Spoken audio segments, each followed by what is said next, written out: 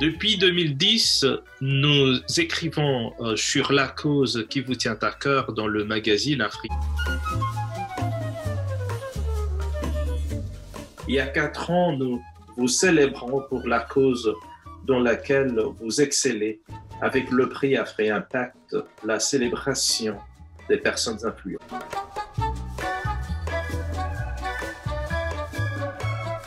Ça fait 2 ans, nous avons ajouté une voix et une image à votre cause à travers Afri-Impact Radio et Télé.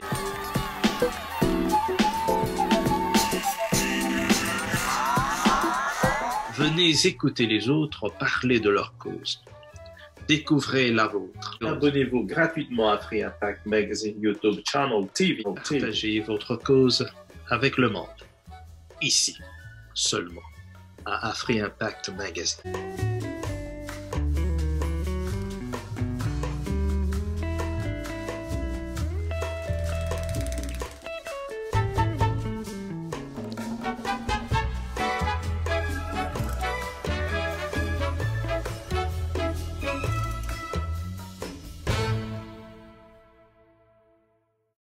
À partir du studio ATL d'Atlanta en Géorgie aux États-Unis, en collaboration avec le groupe Culture et Tradition congolaise, en sigle CTL, représenté par son initiatrice Patricia Montolombela, Afri-Impact Magazine, dans son émission La Cause Show, reçoit messieurs Jean-Jacques Kayembe, le pasteur Jean-Luc Rancodé, madame Sendingoy et messieurs Guillaume Batota pour parler du rôle de la dot dans le mariage coutumier hier et aujourd'hui.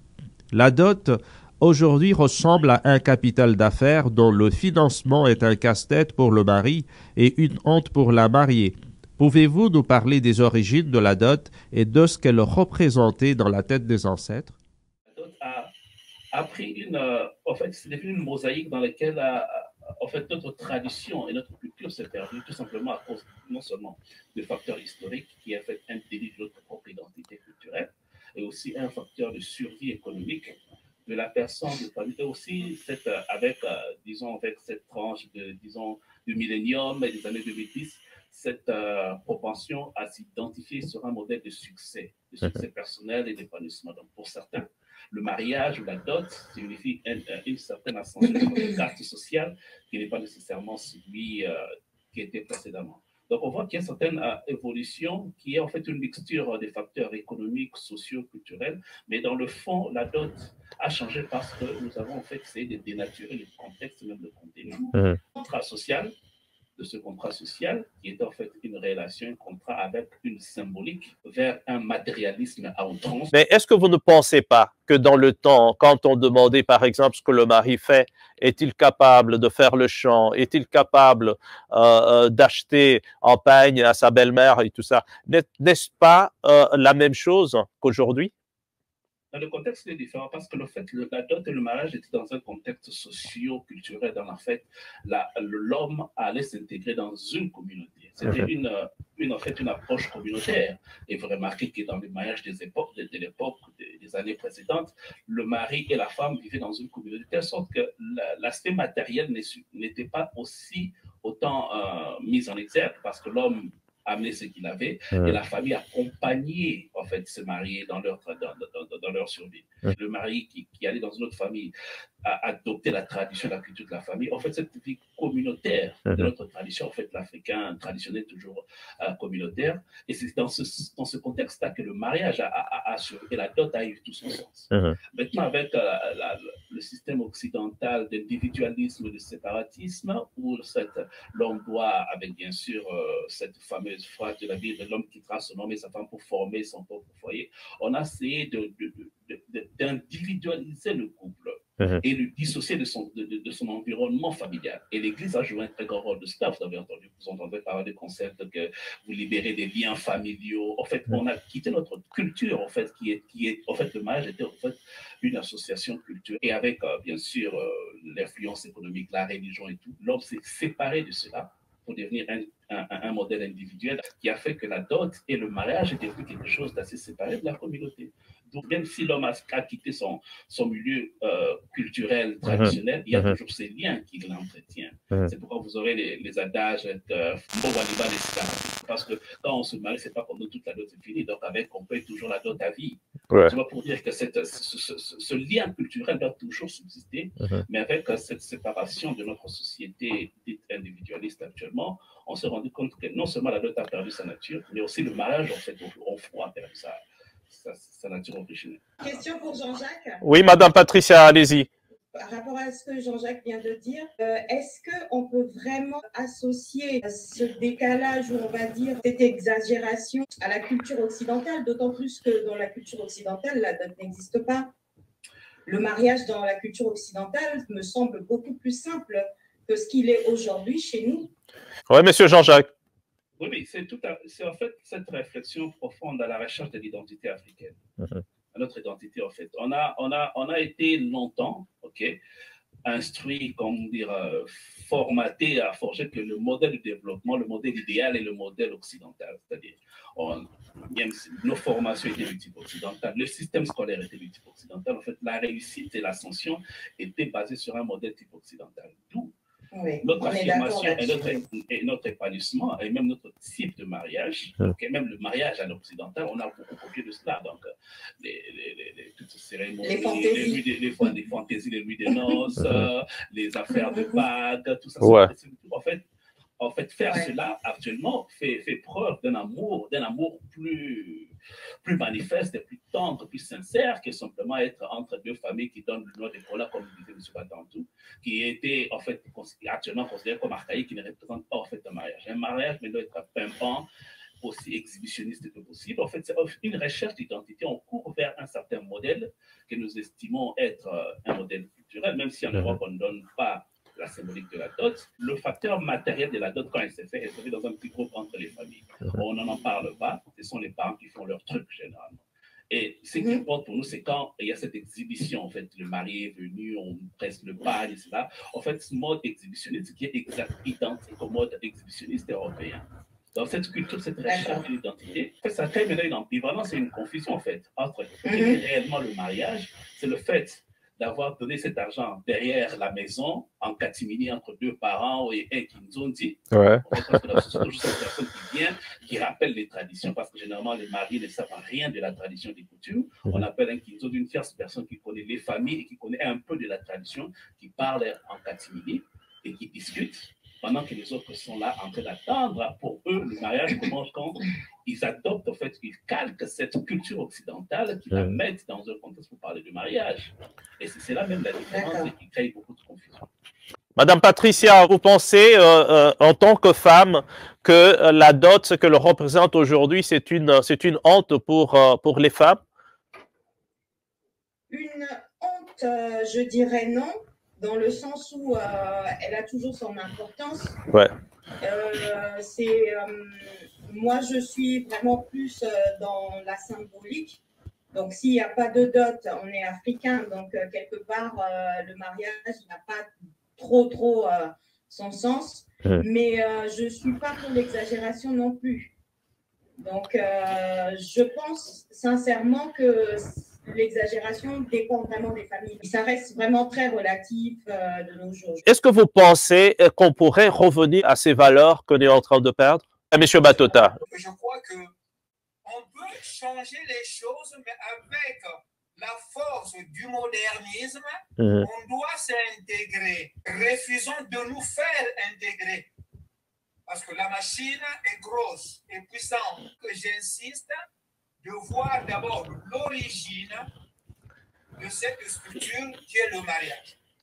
Et après, chacun va s'accommoder, parce que quand on déplace un pas pour le mettre en avant, il faut savoir sur quel socle je le pose. Quitte à être traité de traditionnaliste, oui. Mais quand on parle du modernisme, c'est quoi le modernisme? Ce n'est que l'amélioration d'une tradition basique. M.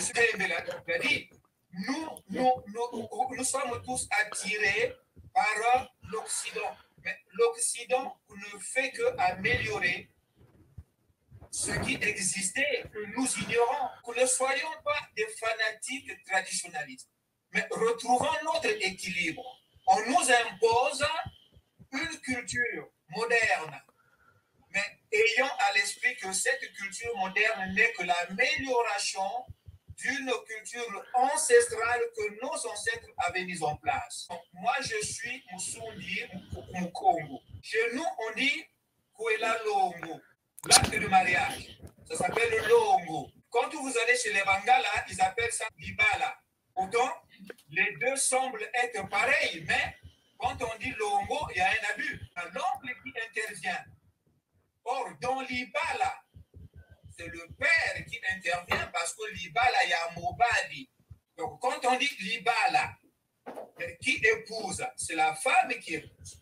Je suis un peu perdu là quand vous dites que c'est la femme qui épouse. Pouvez-vous bien expliquer ça? Quand nous étions à l'école, on a appris la leçon des choses. Hein? Ouais. Qu'est-ce que l'eau? L'eau, c'est un corps liquide qui prend la forme du récipient qui le contient. Les expressions Congo, quand on dit Mutuanzita, c'est le garçon qui est prêt à recevoir une femme. Maintenant, quand on dit Mutuanlangu, c'est la fille qui est prête à être femme. Maintenant, le Nzita, c'est le récipient. Mais Langu, c'est le liquide qui épouse le récipient. Le récipient n'a de la valeur en fonction du liquide qu'il contient.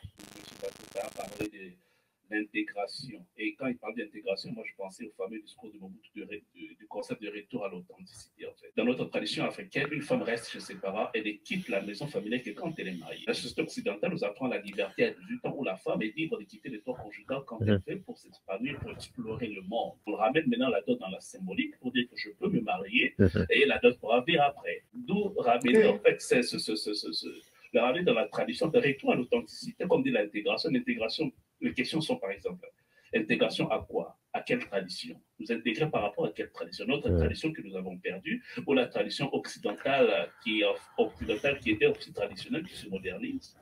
Alors, c'est ça même la grande question. Quand vous dites que nous devons retourner vers nos valeurs, c'est vrai, donc, quelles valeurs nous avons? Les valeurs qui ont été changées par la colonisation, par la religion occidentale importée. Quelle est la place de la dot si, par exemple, dans le mariage pour tous, pour en Europe, par exemple, pour les hommes, les mariages des personnes de même sexe se marient? Quelle est la place de la dot? Qui recevra la dot? Qui donnera la dot? C'est pourquoi, comme M. Matouta a dit, l'intégration, moi je dirais intégration à nos valeurs traditionnelles. C'est pourquoi même notre groupe Culture et Tradition Congolaise devrait nous rappeler que nous avions un passé glorieux, comme M. Matouta a dit, dans le côté Kikongo, c'est beaucoup plus matriarcat, les Bangala patriarcat. Mais comment faire cette symbiose? Parce que nous nous marions avec des personnes de différentes provinces. Comment faire la symbiose entre ces différentes traditions, mais tout en conservant cette unité ou le match qui est l'union entre un homme et une femme, entre deux traditions et deux cultures qui se mettent ensemble au sein d'une communauté, en fait. Madame Lobela, est-ce que cet équilibre qu'a mentionné M. Guillaume Batota ne serait pas une façon de fissurer nos valeurs? Est-ce que vous pensez qu'il faut retourner, comme le dit M. Jean-Jacques Kayemé, ou plutôt nous adapter à cet équilibre? Moi, je pense les deux, honnêtement, parce que de toute façon, aujourd'hui, on n'a pas le choix, la société se modernise, mais on doit revenir à nos fondamentaux. Il faut garder le côté symbolique de la dot, mais n'empêche qu'on peut associer à ça le côté moderne où on a quand même une belle fête, voilà, qui l'accompagne. Nous, vraiment, Africains, faire un effort de rester attachés à nos valeurs. C'est là où on perd beaucoup plus. Comme Jean-Jacques l'a évoqué, il y a le mariage pour tous aujourd'hui. Est-ce que si on copie bêtement, on va tomber aussi dans ce piège. Et après, je ne sais pas comment ça va se gérer puisque c'est totalement en dehors de notre culture et de nos valeurs. Ouais. Mais est-ce que la dot garde sa valeur? Qu'est-ce qu'elle représentait? Qu'est-ce qu'elle représente? Oui, monsieur Guillaume. La dot a sa valeur parce qu'il ne faut pas voir le 4-4 ou la kona qu'on apporte. Le geste d'abord, celui à qui on fait la demande, comment il reçoit ce geste-là. Aujourd'hui, je suis intéressé par une femme, je veux voir les parents. comment les parents accueillent ce que je leur offre comme symbole. Voilà la dot. Mais là, vous savez que ce que vous offrez, c'est pas votre vouloir, c'est une demande qui vient de la famille de la femme. Oui, mais ce que moi je suis en train de dire, c'est pour dire à ceux qui exagèrent, parce qu'ils disent ou 4 vestes. On se connaît, hein? Quelqu'un qui ne travaille pas est capable de vous apporter des vestes et des 4 4. Est-ce qu'il arrivera à combler les besoins de la fille que vous allez lui donner? Donc, c'est un problème de conscience en ce moment-là. Ne pensez-vous pas que trouver une arme et aussi un pagne, c'était aussi difficile pour ceux qui ne savaient pas se battre? Vous ne pensez pas que c'est la même chose, mais que les temps ont changé et les choses vont avec le temps? Les temps ont changé parce qu'aujourd'hui, où nous amène le modernisme, c'est dans le malheur.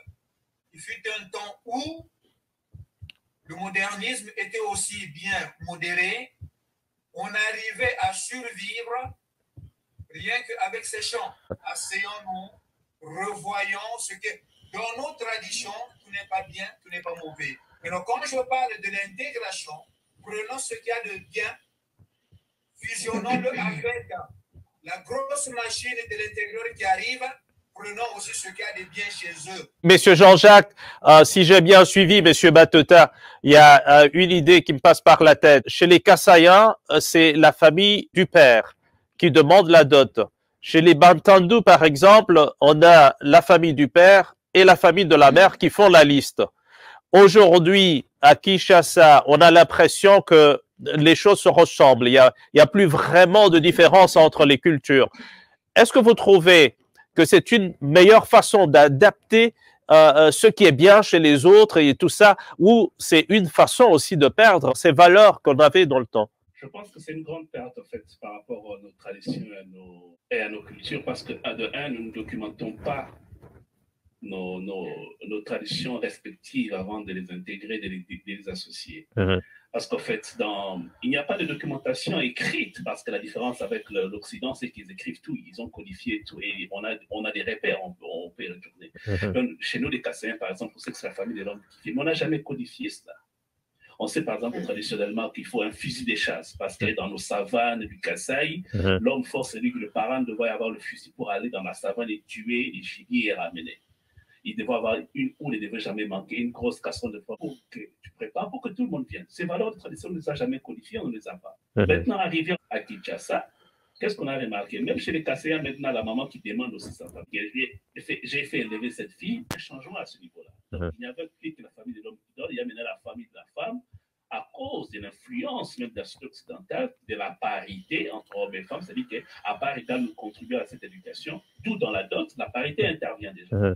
Et dans les sociétés matriarcales, qui sont matriarcales, il y a des hommes qui importent un peu plus parce que ces enfants sont à nous, c'est nous qui décidons sur leur vie et notre mort. Il y a ce danger-là du papa d'entrer en conflit avec la famille parce que c'est le rôle de la famille. Donc, il y a déjà une espèce de mixture et d'imbroglio qui s'est créée, mais que nous tolérons et que nous acceptons à cause du contexte économique et social, parce qu'à l'époque, le parent acceptait simplement symboliquement la noix du Koda avec le truc qui dit, bon, mariez-vous, c'est votre bonheur. Maintenant, les parents sont exigeants parce que la belle famille exige cela, parce que l'homme a besoin de ça, du montant, des casiers de bière et tout ça. Ça, en fait, dénaturer même le contexte de la dot pour la poursuite des dividendes qu'il y a à la dot. Et l'homme qui a tellement dépensé financièrement pour acquérir cette femme et utilise cette femme comme un butin de guerre, en fait, une victoire, un lopin, et il a autorité sur cette femme, non pas parce qu'il la respecte, il l'aime, bien sûr, il y a cette part d'amour, mais aussi parce que j'ai souffert financièrement pour obtenir cela. Et ça a un danger parce que ça crée des complications au niveau du mariage. Nous ne sommes pas là. Mais simplement, comme vous l'avez dit, cette dénaturation nous oblige à repenser la manière dont nous faisons la dot et à retourner vers les traditions. C'est comme certains concepts maintenant disent il faut nous briser pour nous reconstruire. Briser de ces chaînes et de ces influences occidentales du mariage qui a fait dénaturer la nature, qui a même dénaturé la dot, pour revenir à nos valeurs et à nos traditions, quitte à nous appeler parfois traditionnalistes et archaïques, mais conserver les fondamentales, parce que le mariage et la dot rester dans un contexte communautaire. Vous avez parlé des familles tout à l'heure. En fait, c'était les familles, le parent, à l'époque, on pouvait marier sa fille qui est dans une famille qu'on connaît. C'était ce contexte communautaire. Je connais ce papa qui a des bons enfants, qui les éduque bien, c'est un type responsable, c'est un type travailleur. J'aimerais que mes enfants épousent cet homme. Et c'est là même ce qui a permis à ce que nos familles soient ce qu'elles sont, des familles fortes, des générations fortes, des communautés fortes. Mais quand on a laissé cet aspect communautaire de la dot vers cette façon individualiste, monde occidental, où il y a ce concept de liberté, et disons, appelons-le honnêtement libertinage, c'est qui a créé cette cassure où même on ne sait même pas l'identité. Il y a même des fausses identités, surtout avec cette vague de mariage à l'européen qui est une bouée en Europe qui dit que moi j'ai fait ceci, il vient à Kinshasa pour épouser une femme, et pendant qu'en Europe c'est un clandestin sans papier. Enfin, ce sont des vendeurs d'illusions qui viennent maintenant épouser et dénaturer la nature du mariage. Nous détruire pour nous construire, c'est formidable. Comment pouvons-nous nous reconstruire? Première chose, accepter, enlever l'aspect économique et financier dans le contexte même du mariage. Ouais. C'est-à-dire que le mariage est un contrat social et un contrat culturel entre deux cultures, entre deux familles, entre deux communautés. Par exemple, en acceptant la dot, je dis que j'accepte un contrat entre moi, un Muntandu et un moi Kassaïen. Qu'est-ce que la culture Muntandu veut? Quelles sont les valeurs de la culture Muntandu? Le contrat entre ces valeurs et moi.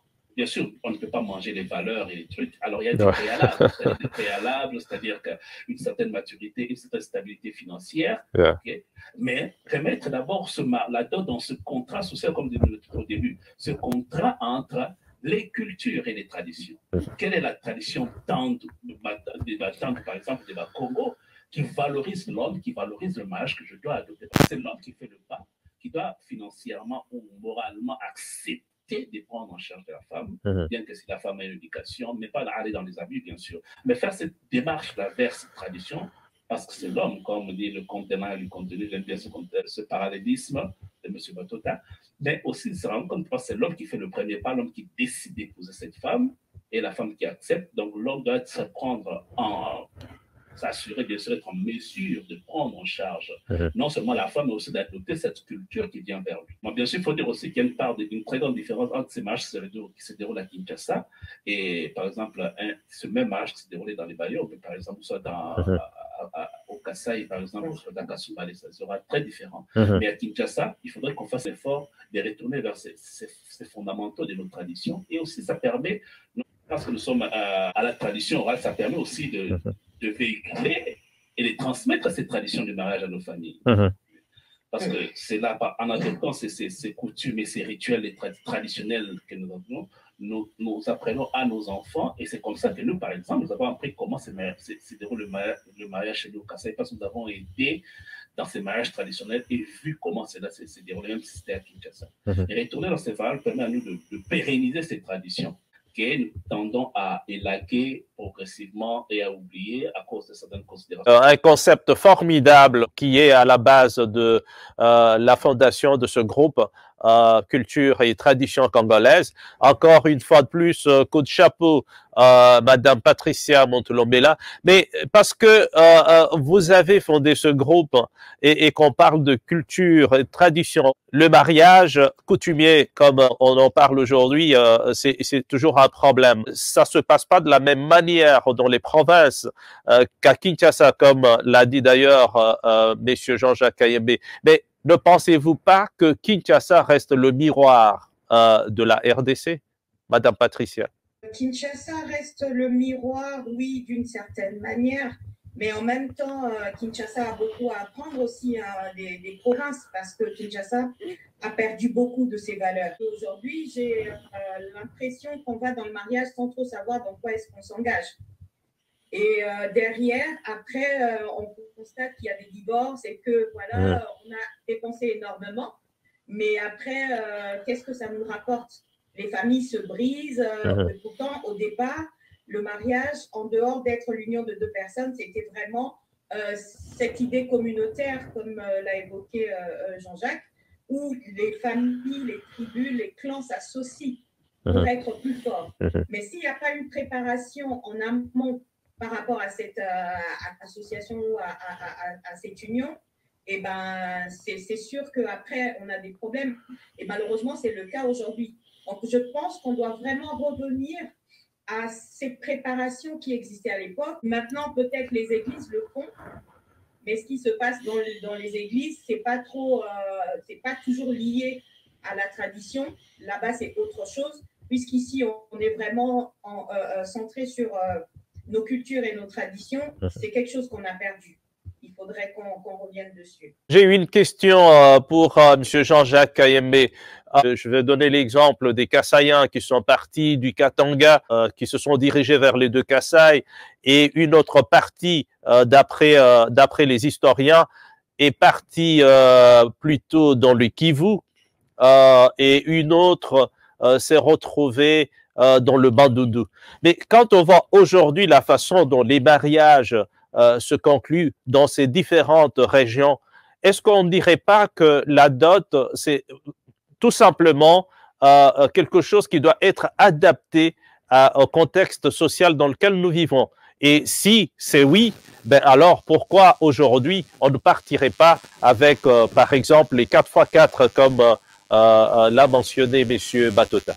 Qui ont émigré vers le Kivu ont été en contact avec les peuples pasteurs, et il y a eu une mixture de la culture à l'époque sémi-bantou de ces populations des éleveurs, qui a donné une importance particulière à la dot, avec par exemple les vaches considérées comme symboliques de la dot, qui est une certaine forme de richesse.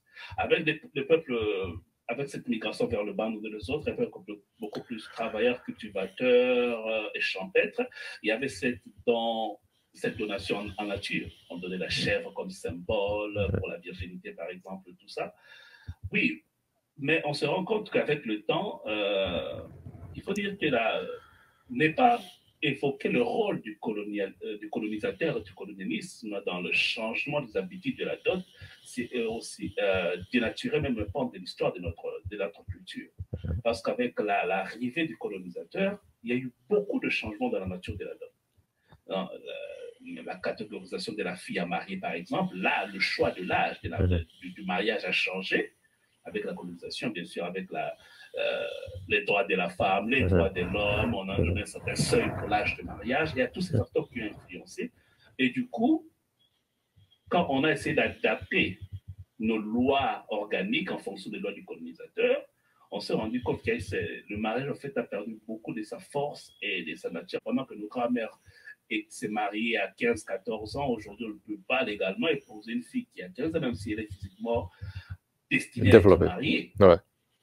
Donc, il y a beaucoup et tout cela a essayé un peu, non seulement de faire perdre ce que je peux appeler les gardiens du temple des traditions, c'est-à-dire nos parents, nos grands-parents qui voulaient véhiculer ce message, mais aussi pour dire que voilà, vous êtes libre, cette liberté avec les lois et qu'on sera amené à ce que maintenant on s'éloigne beaucoup plus du modèle occidental parce qu'il est considéré d'abord légaliste, okay?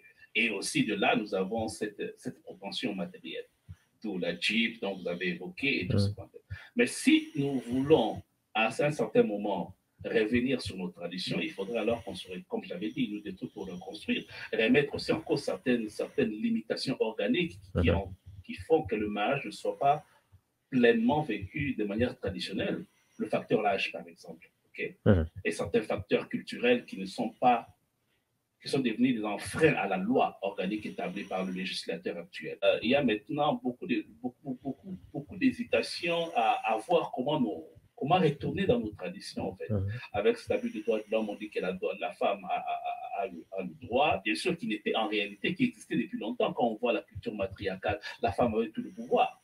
La femme décidait, c'est la tête qui était le garant. Mais aujourd'hui, on parle de droit de la femme parce qu'il n'y a pas de représentativité, parce qu'il y a des abus sur les femmes.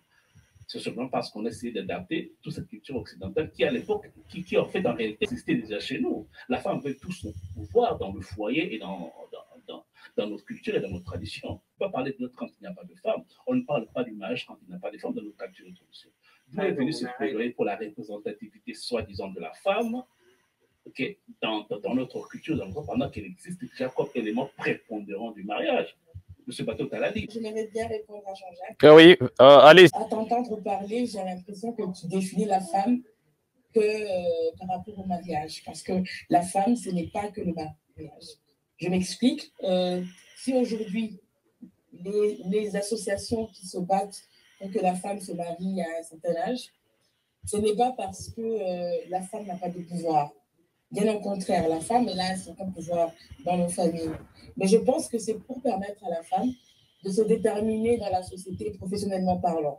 Si les droits de l'homme sont venus se mêler du mariage traditionnellement, c'est justement parce que de l'autre côté, la femme avait moins de chances de s'épanouir dans la société parce qu'il n'y a pas que le mariage comme aspect de la femme. Donc, par rapport au fait que la femme avait du pouvoir, j'estime que ça s'arrêtait juste dans son foyer. Une femme qui a un mot à dire dans sa famille, dans son foyer, parce qu'elle est femme, elle est épouse, elle est mère, c'est pas la même chose qu'une femme qui a un mot à dire dans une entreprise, dans une société, en tant que fonctionnaire, en tant que femme active dans la société, dans le monde professionnel. Donc, on est d'accord qu'il ne doit pas y avoir d'amalgame par rapport à ce pouvoir-là dont Jean-Jacques est en train de parler. Madame Cindy, parce que la femme aujourd'hui parle parité, parce qu'elle se définit en tant qu'être indépendant et à part entière, est-ce que c'est pas la femme qui devrait chercher à révolutionner la dot ou plutôt ce à quoi elle ressemble aujourd'hui? La femme, elle se définit par ce qu'elle représente, par ce qu'elle peut donner dans son foyer, parce qu'elle travaille, parce qu'elle a la possibilité d'avoir cette voix à porter pour pouvoir donner son avis dans le ménage. Je pense qu'il faut passer par la vulgarisation. C'est pas que la femme qui devrait se lever pour dire que voilà, la dot ne doit pas être exorbitante ou bien qu'elle ne doit pas être extravagante. C'est l'affaire de toute une communauté. Il n'y a pas que la femme qui doit se lever pour en parler. Parce que la femme, sa valeur ne se définit pas par cette dot-là. Sa valeur se définit par ce qu'elle peut apporter dans son foyer. Et ce qu'elle peut apporter dans son foyer, c'est parce que la valeur de la dot, parce que ce n'est pas elle qui apporte une dot, c'est la famille de son mari. Donc, en quelque sorte, il y a de l'amalgame dans la considération même de la valeur de la femme. Oui, pasteur, est-ce que vous pouvez nous parler des origines de la dot dans la Bible? Les origines de la dot, effectivement, la Bible parle de la dot. Lorsqu'il envoie son serviteur aller prendre une épouse pour son fils Isaac, c'était notamment Rebecca. Et donc, le monsieur est parti avec les biens mis à sa disposition par son maître, de manière à offrir des présents à la belle famille pour qu'il lui ramène la fille en mariage pour Isaac. Mais dans certains cas, on prétend qu'on ne fait pas attention à la dot. Il suffit que les gens s'aiment et puis ils vont se marier. Alors, le danger dans tout ça, c'est lequel? Lorsque je prends une femme en mariage, sans pour autant payer la dot, eh bien, je ne sais pas si vous êtes au courant, mais il y a une doctrine qui est en train de se mettre en place petit à petit, où les gens disent que Jésus à la croix a déjà payé même la dot pour lui. Et ça, c'est très dangereux. Ouais. Jésus n'a pas payé la dot. Je crois que la femme a été tirée du côté de la côte de l'homme, et à la croix, Jésus, effectivement, a été blessé sur sa côte, et on dit que l'eau et le sang étaient sortis. L'eau fait allusion simplement à l'humanité. Et donc, il a racheté les hommes, et ces hommes-là qu'il a rachetés font partie de l'Église. Ouais. Alors, ne pas payer la dot, c'est ne pas non plus comprendre la valeur de ce à quoi on s'engage et ne pas respecter non plus l'alliance. Parce que dans la Bible, toutes les alliances que Dieu a conclues, y compris le mariage, il y a la part de l'homme, il y a la part de Dieu. Ouais. Mais le bien dans l'alliance avec le Seigneur, c'est que nous, le peu que nous avons aux yeux de Dieu, c'est rien. En fait, il est l'actionnaire majoritaire à 100% et nous bénéficions de lui à 100%. Mais entre les hommes, il y a la part de l'homme, il y a aussi la part de Dieu. Et donc, ne pas donner sa dot. La Bible le dit, c'est biblique, et ne pas le faire, c'est ne pas respecter l'alliance. dans laquelle vous vous engagez avec votre épouse. Les problèmes liés au mariage, Jésus lui-même, si nous acceptons le fait qu'il soit Dieu qui a institué le mariage, lorsqu'il parle du mariage dans Matthieu 19, ceux qui avaient écouté cet enseignement vont se dire il n'est pas avantageux de se marier. Et Jésus leur dit qu'au commencement, il n'en était pas ainsi. Et ce que nous faisons le plus souvent aujourd'hui dans nos mariages, il faut se référer à ce que Dieu a institué au commencement. Au commencement, Dieu lui-même était à la fois celui qui a célébré, était à la fois, si on peut appeler le parrain et tout ce qui va avec. Donc, il n'y avait pas en soi quelqu'un qui pouvait donner la dot. Alors, dans la pratique de la chose, après des années, on a retrouvé effectivement que la dot était payée. Je crois que quand on regarde ce que ce serviteur a amené pour donner à la famille de la femme, c'était des richesses énormes. Et aujourd'hui, quand on essaie de voir dans nos cultures congolaises, il y avait la noix, une arme pour le père. Mais vous ne trouvez pas qu'aujourd'hui, la forme que la dot a pris à Kinshasa, ça se rapproche plutôt de la dot qu'Abraham a donnée? Par rapport à la forme, oui. Mais le mal dans tout ça, c'est quoi? C'est qu'à l'époque d'Abraham, on n'a pas donné autant de biens à la belle famille, parce que cela était lié à des problèmes économiques. Il fallait que la belle famille se retrouve. Non, la belle famille était aussi riche, n'est-ce pas? Parce qu'ils étaient de la même lignée, ce qui est vrai chez nous aujourd'hui. Je parle du Congo, je crois que nous sommes tous Congolais. Le problème est plus économique que de la valeur même du mariage.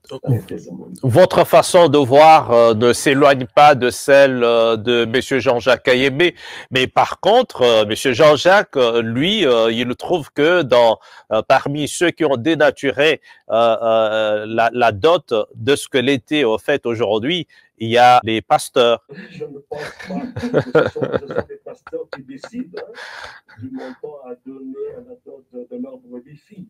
Ouais. Je ne pense pas. C'est toujours là. Le mariage a toujours été l'affaire de la famille. Monsieur Jean-Jacques, vous avez quelque chose à dire là-dessus? L'apport de l'Église dans la dénaturation de la nature de la dot a beaucoup influé, même dans l'idéologie, même dans la façon même de concevoir les familles. Dans certaines églises, on prêche même à des gens d'abandonner certaines pratiques traditionnelles dites démoniaques parce qu'elles ne sont pas en accord avec ce qui est écrit mot pour mot dans la Bible. Okay? Parce que la Bible, quand on la lit, c'est une interprétation de paroles qui sont des paroles divines. Okay? Mais ça n'arrive en rien dans la tradition parce que la tradition africaine valorise le mariage par la dot, par la symbolique de la dot. C'est qu'il y a la même chose de la Bible. La Bible donne une place importante à la dot et valorise le mariage comme une institution sacrée, divine de Dieu. Quand nos traditions, par notre symbolique, par la dot, nous insistons de nos traditions, toutes les traditions insistent sur le rôle de la dot dans la consolidation de ce lien familial et communautaire. Parce que n'oublions pas que la dot aussi cimente ce contrat social entre deux familles et entre des communautés. Ce que je futige dans certaines églises, c'est en fait cette approche sélective de la dot. Prendre certains aspects simplement, qui sont alignés avec la parole et ne pas considérer la dot comme étant le reflet d'une tradition, d'une culture qu'on doit prélever, qu'on doit préserver plutôt. La dot doit être le reflet d'une culture, d'un contrat social entre famille et communauté qui sont en fait une reflet d'une culture qu'on doit prélever. Et la dot et le mariage traditionnel tel qu'il est le reflet de cette consolidation de nos cultures. Et quelles sont les vraies conséquences de cette dénaturation? Justement, on perd nos repères parce que quand on regarde bien la façon dont se faisait il y a 20-30 ans, la dot dans différentes cultures. Il y a certaines pratiques qu'on a oubliées. On a parlé de Kinshasa tout à l'heure. Vous avez dit qu'à Kinshasa, il y a une sorte d'homogénéité dans les pratiques de la dot, simplement parce que tout le monde fait comme tout le monde, alors qu'à la base, il y a plusieurs cultures. Du moment où il y a plusieurs tribus qui cohabitent dans la ville de Kinshasa, et à la fin, il y aura une perte d'identité. Et moi, je pense que ce sera triste. D'abord, les conséquences viennent d'où? Parce que nous ne savons pas, comme je répète à le dire, nous aujourd'hui, emportés par une vague mbongue et comme on dit, une Il nous a arraché. Kinshasa, c'est une ville concentrée de toutes les personnes venues de tous les horizons. On ne sait même pas qui est qui. Je vais prendre le cas des Kassaïens, chose qu'on ne dit plus aujourd'hui. C'était un peuple Lunda, à l'époque où on les appelait les Lunda. Il y avait une concentration de plusieurs peuples dedans qui arrivaient à se concilier dans leur culture. D'où ce métissage. Nous n'avons pas reçu cet enseignement, éducation profonde qui devrait faire de nous des hommes capables, responsables. Et aussi de nos sœurs capables, responsables aussi. Serait-il mieux que la famille de l'homme, ou plutôt l'homme, choisisse la dot qu'il doit remettre à la famille de la mariée? Dans tous les cas, le fait qu'aujourd'hui, une famille écriverait à la belle famille leur disant, voilà, vous remettrez ceci à papa, ceci à maman, et ainsi de suite. Donc si ça vient du cœur, ça aura plus de valeur que des choses imposées. La dot devrait venir vraiment du cœur de la personne. La personne donne la dot avec gaieté de cœur. Ça ne devrait pas être, moi j'ai remarqué aujourd'hui, la plupart des photos de mariage, le jeune homme est toujours tout maigre, parce qu'il a combattu. Mais je ne pense pas tellement que la scène avec Rebecca, c'est un peu comme un roi qui décide de prendre une femme. Voilà. Je vois que dans le même texte, là, je crois que c'est dans Genèse au chapitre 24, si vous arrivez autour du verset 57-59, on dit avant que Rebecca ne réponde à cette sollicitation, ses parents ont dit consultons quelle pourrait partir avec le serviteur d'Abraham. C'est alors qu'on le lui a accordé. Je ne pense pas que c'était en guillemets d'enlèvement. Les parents ont décidé, et puis. Mais je le soutiens quand il dit que la vie des parents compte énormément. Les parents ont une expérience. Nous avons tous été enfants à la maison et il y a des choses qu'on faisait, nous ne comprenons pas ce que les parents voulaient. On s'opposait aux parents, mais aujourd'hui, parents que nous sommes, nous commençons à comprendre. Permettez-moi de revenir un peu à M. Jean-Jacques. Ouais. C'est vrai qu'il y a des secteurs qui, là je le comprends mieux quand il s'est expliqué. Ouais. Il y a des secteurs qui dénaturent les choses, ainsi de suite. Mais la difficulté là, maintenant, il faudrait savoir qu'est-ce qu'il entend par secte.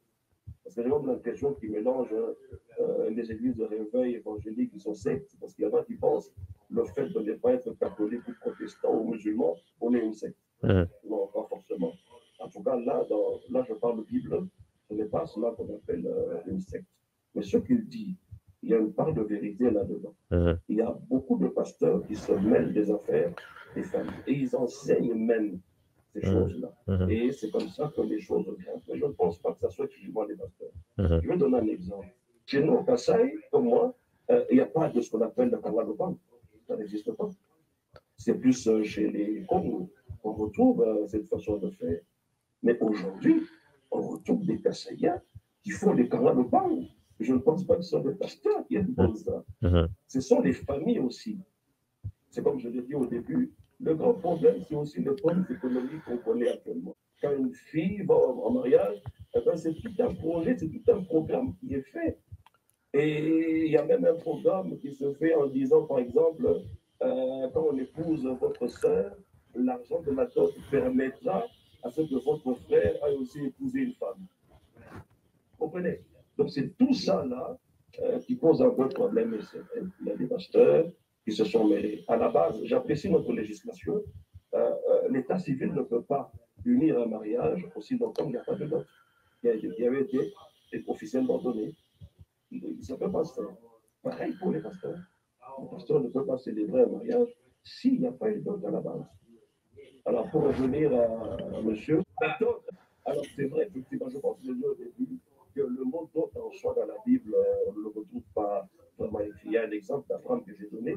Il y a un autre exemple où je même fais des petites notes ici. Il y avait la fille de Jacob, Dina, qui avait été violée par Sichem. Et le papa de Sichem vient là s'excuser et demanda à ce qu'on lui impose même une faute de avoir écrit dot. Mais dans la Nouvelle Alliance, on n'en retrouve pas, effectivement. Mais cela ne nous enlève pas le côté humain et identitaire, comme l'a dit madame tout à l'heure, si cet aspect-là, on dit, bon, au nom de la foi, on ne paie plus de dot. Moralement, je trouve que c'est pas très bien. Effectivement, dans la Nouvelle Alliance, on ne trouve pas des traces parlant de dot, mais dans notre façon de vivre, dans la culture, je crois que la culture ou nos coutumes, contrairement à ce que les gens disent, que la coutume, et il y a même quelqu'un qui a chanté, coutume l'Afrique des Akimbo. C'est vraiment faux. La culture, c'est simplement le mode de vie d'un peuple. Il y a le côté bon sens. On ne fera pas tout parce que c'est écrit dans la Bible, mais il y a un côté bon sens que nous devons aussi relever dans nos rapports communs, dans la société. Donc, je crois que même dans la Nouvelle Alliance, nous y sommes déjà. Si nous parlons Bible, la dot, à mon avis, il faut payer la dot. Donc, moi, j'ai répertorié quatre éléments. Ouais. D'abord, une des premières conséquences, c'est l'effacement même d'une partie ou d'un pan de notre culture et de notre histoire. Okay? Et une grande partie de notre histoire, de notre culture, de notre tradition orale est faite des traditions répertoriées ou soit durant les cérémonies des dots. Donc la dénaturation comme conséquence, c'est l'effacement d'une partie importante de notre culture et de notre tradition. Deuxième aspect très important, c'est la désacralisation même du mariage. Okay? Les conséquences, cette destruction de ce concept de la dot avec tous ces paramètres économiques qui ont beaucoup plus pris de l'ascendant sur cet aspect culturel et symbolique, à désacraliser le mariage. Et une troisième conséquence, c'est la déstabilisation de l'ordre social. Okay? La place de la famille n'est plus définie, n'a plus de sa place comme telle. Donc les parents, les beaux-parents, et toute cette hiérarchie sociale n'est plus ou moins respectée. Le respect accordé aux grands-parents, aux beaux-parents, à la belle-mère, et même à la femme elle-même, n'est plus autant avec cette dénaturation. Et puis, quatrième élément, c'est la rupture de l'équilibre social établi. Maintenant que nous avons des mariages pour tous et tout ce que nous vivons ici en Europe, ça fait que une des conséquences de la démilitarisation du mariage. Donc, chez les Kassaïens, avec une particularité, comme le pasteur l'a dit, quand le temps nous a raté, par exemple, il faut donner l'argent pour que la femme, on aille chercher la femme dans les maillots, mais qu'elle vienne dans l'avion, ce qui n'existait pas chez nous. Dans cette authenticité culturelle, on la perd. Bien sûr qu'avec le mariage, il y a cette mixture de cultures, mais en fait, chaque fois, dans les mariages des différentes tribus, on fait toujours un effort de manière traditionnelle à garder les traditions. Si la femme, chez les Mayom, par exemple, il faut donner l'argent de l'avion, l'homme amènera l'argent de l'avion pour donner. Moi, j'ai donné l'argent de l'avion pour que mon épouse quitte Mayom et venir pour qu'on puisse l'avoir. Voilà. Cette partie, elle reste, pendant que chez nous, il faut que le pain, chez nous, c'est quand même le après l'autre, on veut se marier, nous venons. Nous gardons nos concepts et ça garde notre authenticité. Maintenant, quand nous nous marions, nous allons aussi apprendre à nos enfants cette différence culturelle qui fait partie de notre authenticité, qui est différente des Indiens, qui est différente des Européens, qui est différente des peuples d'Afrique de l'Ouest, comme M. Baton l'a dit avec le nom des collègues. M. Batota. Oui, je voulais un peu apporter une rectification sur l'expression Kangalo Pango. À ce moment, on parle du mariage, mais on ne parle pas de fiançailles. Ouais. L'expression Kangalo Pango n'est que cette étape de fiançailles. Ça, c'est une période où on dit à la femme et au mari, voilà, désormais, c'est promis à une ou à un. Donc, tu n'as plus à recevoir les propositions des autres. Donc, cette période-là, on a prévenu la femme. Les deux familles se sont accordées. Voilà, votre fille ou votre fils, par eux, on va unir les familles. Madame Patricia Montolombela, si vous avez quelques questions à poser à nos participants. Je disais que je n'avais pas de questions, mais c'est juste pour atterrir. Okay. Donc, vous m'avez anticipé. Oui, je voulais savoir quelles sont les pistes de solutions. Ça fait vraiment une école, des échanges comme aujourd'hui là. Hein, on a échangé. Je viens d'apprendre que chez les Kassaïens, comment les choses aussi se passaient. Bon, chez les Bakongo, je sais comment ça se passe. C'est important, quoi. C'est important. Moi qui suis mon Congo, je dis non, il faudrait que j'aille plutôt chez les Kassaïens. Mais je ne l'impose pas aux autres Bakongo. Mais toujours est-il que, bon, aujourd'hui, on est rentré dans le plaidoirie. Je crois que M. Jean-Jacques avait aussi quelque chose à dire. Merci, M. Guillaume Batota. moi, ce que je voulais dire, c'est, en fait, comme M. Batota l'a dit, moderniser, moi, je penserais beaucoup plus à mettre par écrit nos traditions. C'est un des très grands parts. Et c'est le rôle même de notre groupe culture et tradition congolaise, mettre cela par écrit. Ok, la tradition orale, elle est bien belle, mais nous devons avoir ces documents, commencer à relever ces insuffisances et les dangers. Parce qu'on n'en parle pratiquement pas. Ça, c'est peut-être la première plateforme à laquelle nous avons publiquement parlé de cela, en prenant compte des avis du pasteur, des sociologues, des anthropologues, des médecins, des observateurs de la société, mais mettre cela par écrit. Okay? Faire une exploration, une analyse de nos cultures et mettre cela par écrit. Et ensuite, vulgariser nos traditions. Vulgariser, pas en imposant, mais vulgariser pour que chacun prenne ce qu'il trouve important et qu'il adopte. Vulgariser et aussi faire partager cela aux autres, surtout à notre communauté congolaise d'ici et d'ailleurs, parce que la communauté congolaise de la diaspora devient de plus en plus nombreuse. Cette vidéo va être suivie, elle restera en ligne pour toujours. Tout celui qui sera connecté sur votre chaîne pourra suivre cette émission indéfiniment. C'est un très grand avantage. On peut mettre ça sur support écrit. Les vraies sources, parce qu'il existe, bien sûr, pour combattre la fausse information, nous devons amener des bonnes sources. C'est-à-dire qu'on a des anthropologues, on a des sociologues de notre pays qui ont fait des études, qui ont parlé de cela. Il y a des journalistes de carrière comme vous qui peuvent aussi être le porte-étendard et aussi avoir tous ceux qui ont de l'expertise de parler, comme on dit en anglais, to speak up. Ceux qui ont l'expertise dans notre domaine, dans le domaine de la dot, dans le domaine social, même les religieux aussi, les pasteurs qui ont de l'expertise, parlent. La grande faiblesse, comme disait Mathieu Luther King, c'est pas ceux qui font le mal, c'est ceux qui voient le mal se faire et qui ne disent rien. Et qui disent rien, ouais. Nous devons parler. Ceux qui ont l'expertise, il y en a, mais qu'ils parlent. Mettre le recul sur la place publique pour que tout le monde apprenne et que cela soit divulgué à tout le monde. Moi, je pense que ce sera une des meilleures solutions. Pasteur, vous avez quelque chose à nous donner comme proposition? Dans le même sens que M. Jean-Jacques, je voudrais ajouter néanmoins que la grande responsabilité ne revient pas seulement aux parents, mais également aux autorités coutumières. Aujourd'hui, nos chefs coutumiers ont gardé simplement ce côté-là mystique, voilà, aimer, sorcellerie, tout ça. Mais ils sont aussi gardiens, n'est-ce pas, de nos cultures. Ils ont la responsabilité de perpétrer cette culture des parents vers les enfants. Donc je crois que c'est auprès d'eux que nous pouvons avoir la vraie information sur ce qui se passait réellement dans nos sociétés. Et sur base de cela, je crois qu'ils sont aussi au Parlement, ces coutumiers. Et sur base de cela, on peut maintenant proposer des lois au niveau du gouvernement pour combattre tous ces parents qui voudraient bien aller au-delà de ce qui est réellement nos cultures en termes de mariage. Bien que les problèmes économiques soient là, ces paramètres-là, on ne peut pas les négliger, mais écoutez, c'est l'avenir de nos enfants. On ne devrait pas commencer un mariage tout fauché et il y a toujours des répercussions.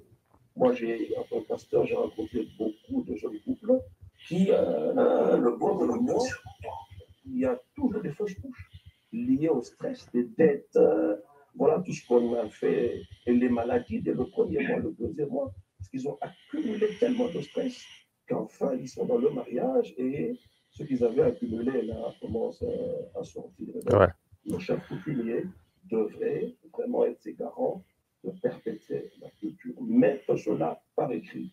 Chez les Yombe, on fait ceci. Chez les Tetela, on fait ceci. Chez les Lumba, on fait ceci. Et tout le monde est d'accord avec ça. Et c'est sur base de ça qu'on peut proposer des lois pour que les gens respectent plus ou moins. Aujourd'hui, par exemple, par rapport à la location des maisons à Kinshasa, il y a un modèle standard aujourd'hui de contrat de bail. C'est louable. Tout le monde s'y met maintenant. Alors, on peut aussi faire dans le cadre du mariage. Vraiment, je crois que ça sent quelque chose de bien. Il faut des lois, tout simplement. Et celui qui ne respectera pas, bon, il sera puni. Hein. Je crois à la culture, mais il y a des choses bibliquement parlant dans nos cultures. Je vais donner un exemple. J'ai personnellement parrainé un mariage d'un Bonifat du Bandounou. Il y a ce qu'on appelle le King Treaty dans leur culture. Donc la fille grandit ne sachant pas, voilà, il y a déjà un homme qui lui a été assigné, elle n'a rien à dire, vous vous mariez malgré tout, sans avoir refusé de payer aucune tribut. Mais vous êtes ignorant et on a vu des résultats en tant que pasteur, des répercussions, et il y a même eu des cas de décès, des couples qui n'arrivaient pas à avoir des enfants, et lorsque qu'on règle le problème et on voit ce couple avoir des enfants. Donc, la culture ne devrait pas être là pour nuire, mais bien au contraire pour valoriser notre pays et ne pas perdre notre identité. Et c'est ainsi que les gens seront ceux-là, au fond de la RDC, qui sont de telle province, qui sont de telle province. C'est aussi un honneur pour nous d'avoir une culture qui nous tuerait. Non. Pas simplement que le sens de la culture, ce n'est pas tuer les gens, mais les valoriser. Nous devons développer notre culture écrite pour que l'on ne perde pas nos valeurs d'antan. Et Madame Cindy, qu'est-ce que vous nous proposez pour qu'on puisse remettre la dot à sa juste valeur? Comme je l'ai dit tout à l'heure, ma dernière intervention, c'était de faire une sorte de vulgarisation pour remettre sur leur place d'honneur nos traditions. Nous sommes arrivés à la fin de cette émission. Je vais dire merci particulièrement à Messieurs Guillaume Batota, à Messieurs Jean-Jacques Kayembe, à Madame Patricia Montulombela, l'initiatrice d'ailleurs du concept culture et tradition congolaise, au pasteur Jean Lou, et ainsi qu'à Madame Cindy Ngoy. Merci encore une fois de votre disponibilité.